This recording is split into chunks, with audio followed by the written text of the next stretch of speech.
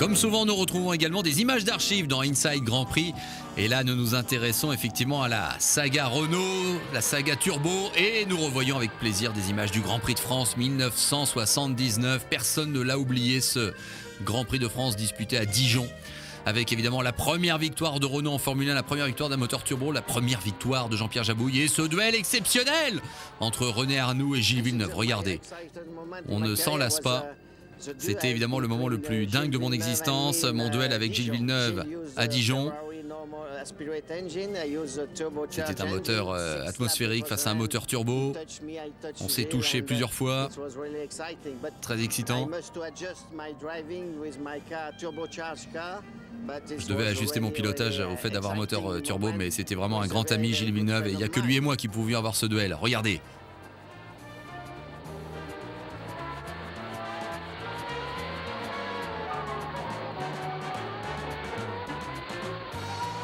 Alors au bout du compte, victoire de Jean-Pierre Jabouille.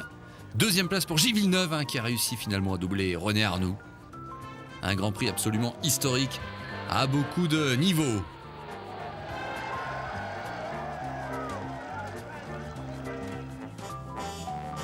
Renault qui ensuite bien évidemment continue en Formule 1 et petit à petit le moteur turbo va se développer et va être adopté par l'ensemble des concurrents. Mais c'est vrai qu'il aura fallu du temps pour le développer, ce moteur turbo.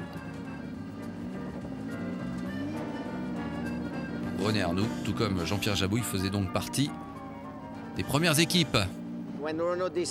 Quand Renault a décidé d'utiliser cette technologie, ils m'ont dit « Bon, René, n'aie pas peur, c'est une technologie très très pointue, c'est très difficile, mais c'est vraiment ce qu'il y a de meilleur pour la Formule 1 dans le futur. » Et c'était vrai.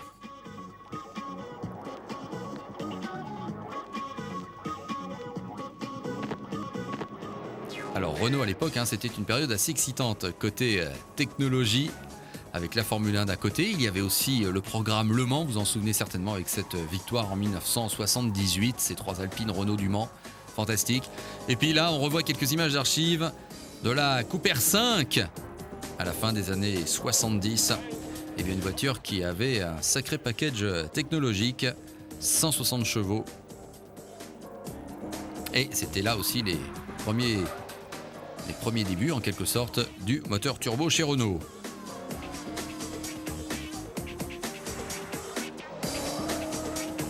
Voilà, la R5 Turbo avec son arrière si caractéristique, elle a marqué son temps incontestablement.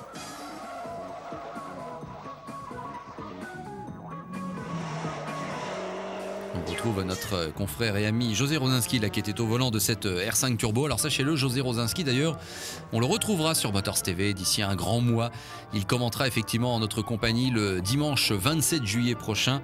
Et bien toute la journée du Silverstone Classic, ce rendez-vous absolument exceptionnel qui aura lieu à Silverstone et qui promet d'être le plus grand rendez-vous de voitures historiques de compétition entre les anciennes F1, les anciennes voitures de sport, les anciennes Aston Martin ou Porsche ou d'autres marques qui seront représentées. Et bien José Rosinski sera des nôtres sur Motors TV pour nous commenter ce rendez-vous assez exceptionnel. Le Silverstone Classic, on vous en reparlera bien évidemment. Toutes les infos en tout cas en ce qui concerne Motors TV, c'est sur le site internet de la chaîne de télévision, de la télévision grande vitesse, www.motorstv.com.